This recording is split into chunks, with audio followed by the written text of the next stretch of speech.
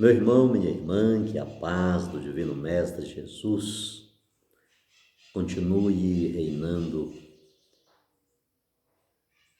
em nossa existência, em nosso cotidiano, em nossas idas e vindas, subidas e descidas, em nossas retas e também na sinuosidade da nossa existência.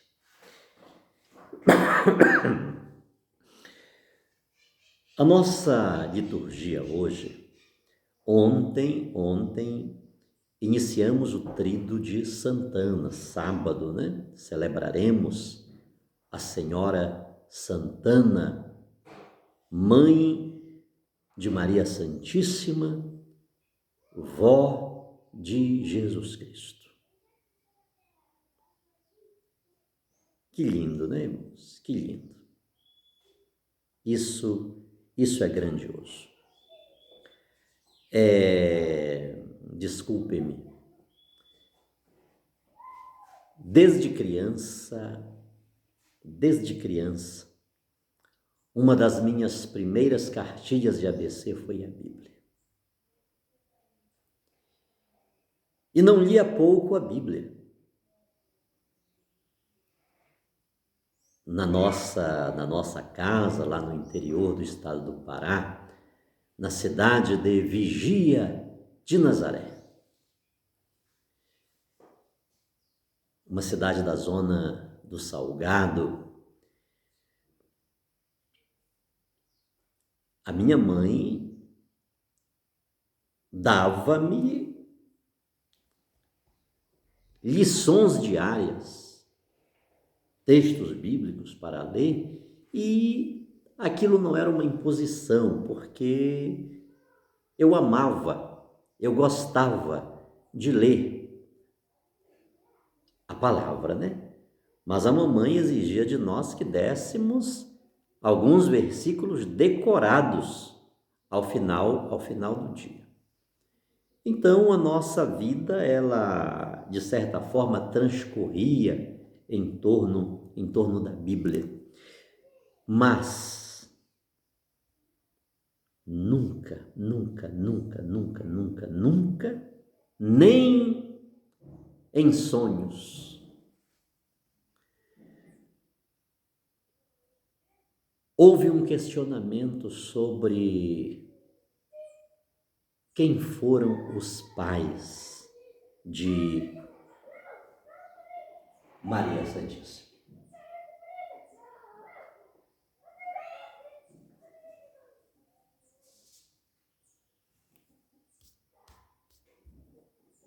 Bem, eu compreendo tranquilamente, confortavelmente, o porquê disto, né? Mas surge então a Igreja Católica, surge não, ela já estava aí há muito tempo.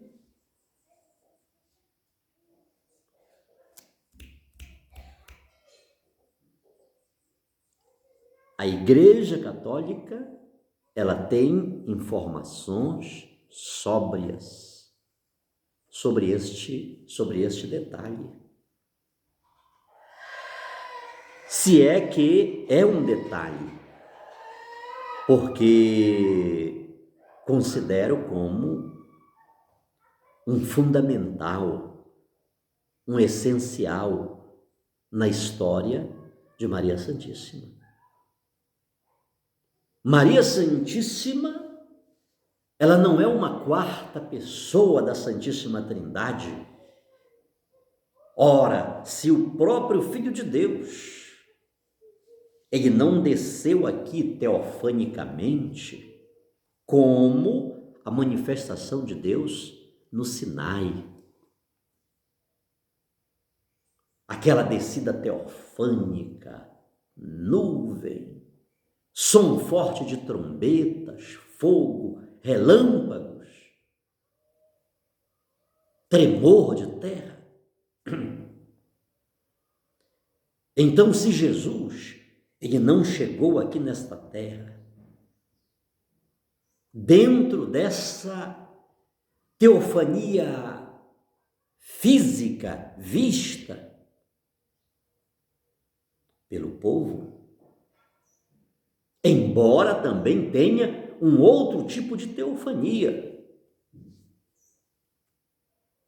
porque a sombra do Altíssimo veio sobre Maria Santíssima.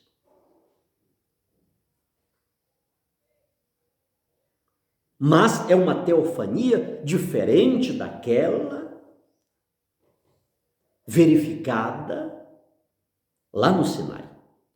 Mas a questão não é esta. Se o próprio Deus, se Jesus Cristo, ele não chegou aqui daquela forma, Maria Santíssima também não. Ela tem uma história.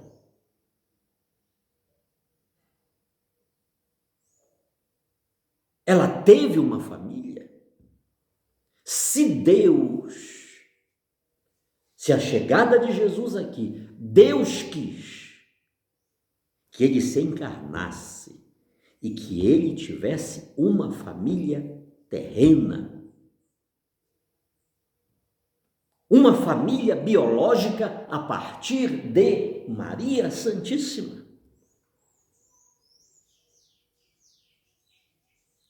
Sendo que Maria Santíssima, ela não veio do céu, mas nasceu aqui nesta terra, como qualquer outra criança, não obstante os fatores sobrenaturais que cercaram a vida de sua genitora,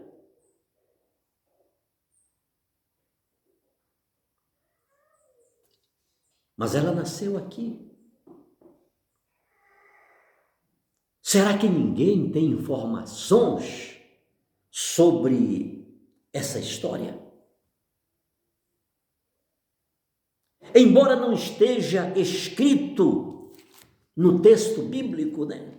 Não tem um versículo que diga o nome do pai. Poxa, se falou o pai de João Batista, né? A mãe de João Batista, de Isaac, de Sansão e por aí vai.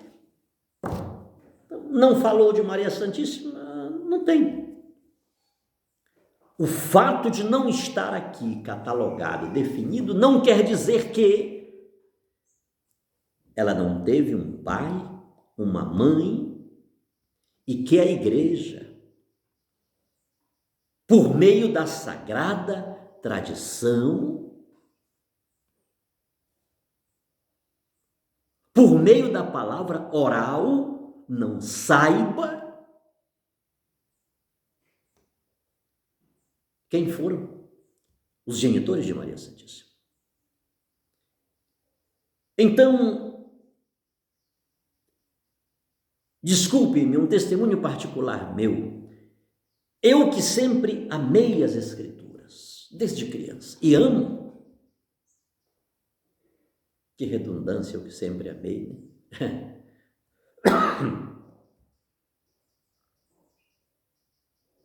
Hoje, quando deparo-me com estas informações sóbrias, sólidas, que a igreja se me faz saber, isso para mim é um fator de enriquecimento. Isso para mim se constitui uma graça especial de Deus.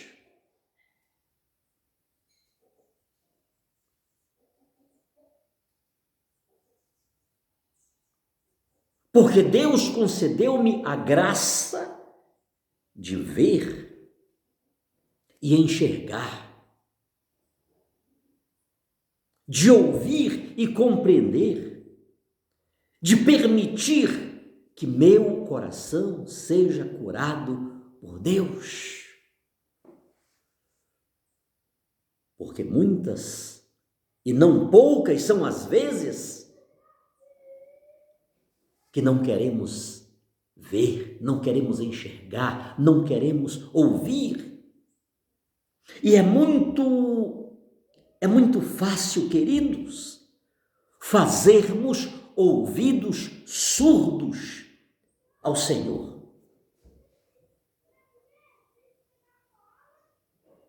É muitas vezes fazermos os olhos cegos ao Senhor. É fácil vermos as coisas que se nos agradam. É fácil ouvirmos aquelas vozes que dizem não a Nossa Senhora, que desprezam-na, que diminuem-na. Quantas e quantas pessoas, queridos, em nome da Bíblia,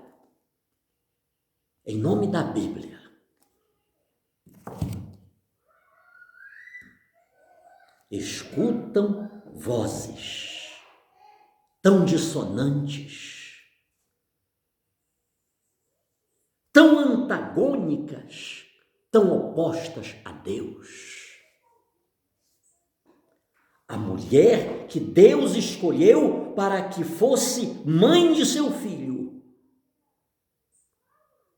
ela teve uma mãe, ela teve um pai, ela teve uma família, tem uma história por trás de Maria Santíssima. E a igreja, com muita sobriedade, traz para nós essa história.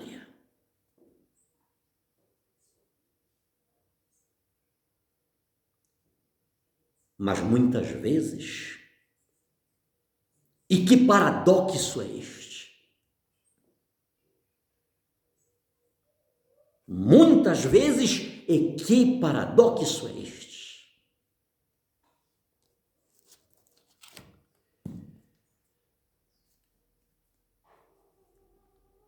Eu preciso de fé para crer nas Sagradas Escrituras. Preciso de fé para crer nas Sagradas Escrituras. Sem fé eu não consigo crer. Porque a crítica textual, ela diz isto está errado, isto está errado, isto está errado, isto está errado, isto está errado, de capa a capa tudo está errado. Preste atenção. Não dá para crer na Bíblia Sagrada sem fé.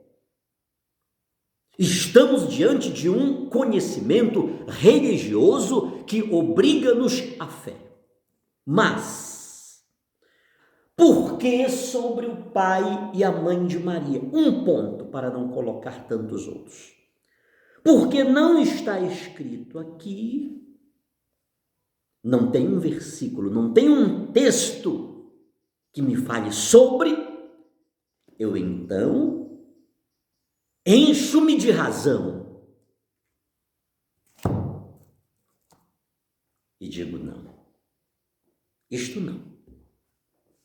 Aí já não é mais a fé, é a razão que me fecha e nada mais para além dela. Quem vai responder este mistério?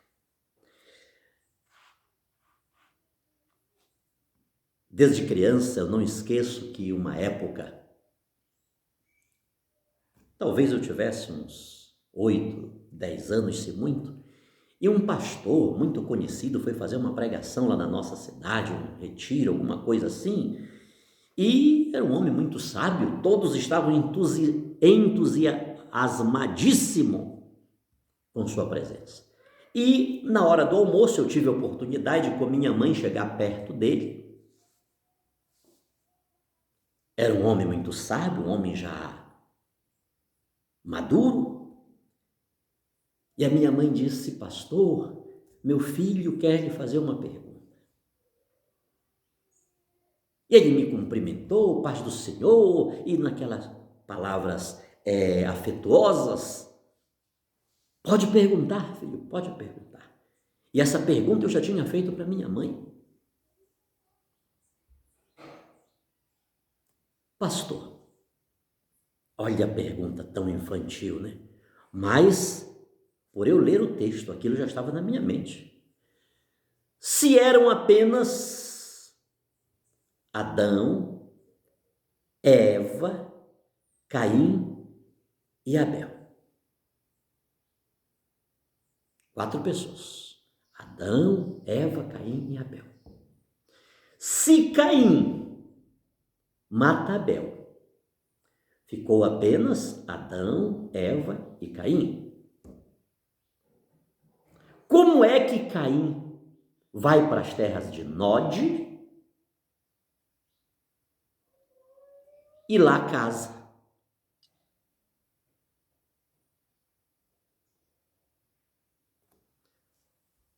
O homem respirou, ele olhou para os lados, levou a mão à cabeça e disse: é o que a palavra de Deus está dizendo, a gente tem que crer na palavra de Deus, né, meu filho? E esta foi a resposta. Puxa, como é que agora eu me encho de razão para olhar um outro ponto que é natural, que é espontâneo, não é forçado. Jesus nasce biologicamente de Maria Santíssima. São José é seu pai putativo. Mas, e Maria Santíssima? Cadê a história desta mulher?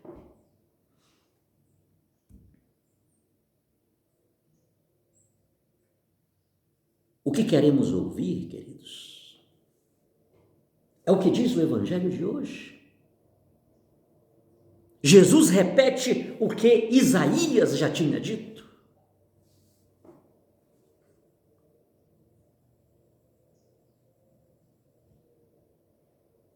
Quantos de nós não queremos ouvir?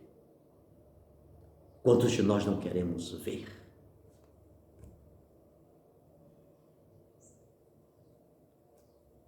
Como disse há pouco, ontem iniciou o Tríduo de Santana. Sábado é festa de Santana. E todos somos convidados a olhar a esse mistério de amor de Deus para conosco. Porque Deus tem muitas maneiras de se revelar, de se manifestar. No Sinai, ele manifestou-se na fúria da natureza.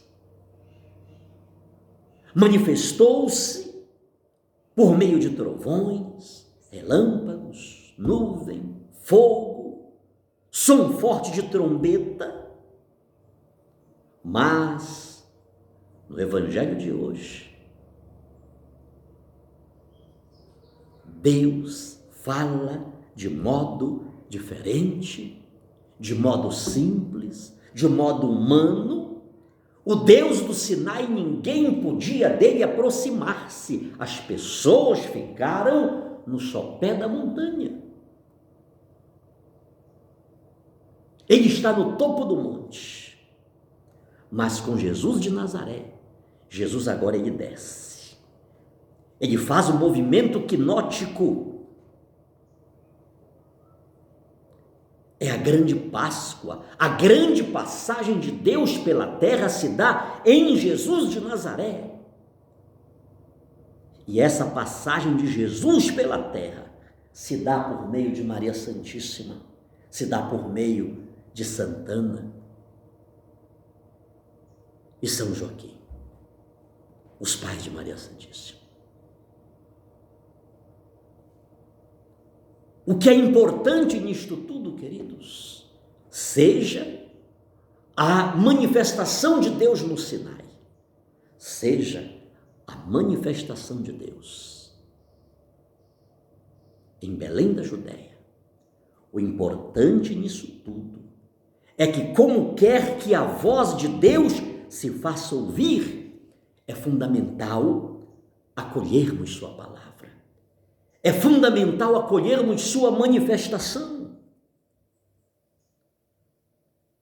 para não estarmos no meio daqueles que, vendo, não querem ver, ouvindo, não querem escutar, para que Deus os cure. Queiramos ser curados por Deus. Queiramos acolher a teofania do Êxodo, a teofania do Sinai, aquela manifestação de Deus tão esplendorosa, tão majestosa, mas queiramos acolhê-lo também na manjedoura, a partir do seio de Maria Santíssima, que também teve a sua história, que também teve a sua estirpe. E como cristãos, fazemos muito bem se acolhermos, se reverenciarmos esta manifestação de Deus, tão simples, tão singela, tão simples, que é difícil de muitos até acreditar. Não, isso pode ser tudo, menos Deus. Deus é aquele do Sinai, esse da gruta de Belém, esse da manjedoura. Não pode ser Deus. Talvez por isso Nietzsche proclamou a morte de Deus, porque muitos de nós não queremos crer na simplicidade de Deus. Mas a simplicidade de Deus é uma forma dele também manifestar-se aos nossos olhos, para que possamos crer. Mas a verdade é que muitos que não querem crer, e para quem não quer crer, para quem não quer ver, para quem não quer ouvir, tanto faz a manjedoura, tanto faz o Monte Sinai. Deus está falando para todos nós hoje, de muitas formas e de muitas maneiras. Aí na sua e na minha casa, aí no seu e no meu local de trabalho. Escutemos Deus, contemplemos Deus, Ele está diante de nós. Basta que queiramos, que tenhamos um coração dócil, porque é somente este coração dócil ao transcendente, ao sobrenatural, que por ser sobrenatural, ele pode chegar a nós com uma simplicidade tão esmagadora.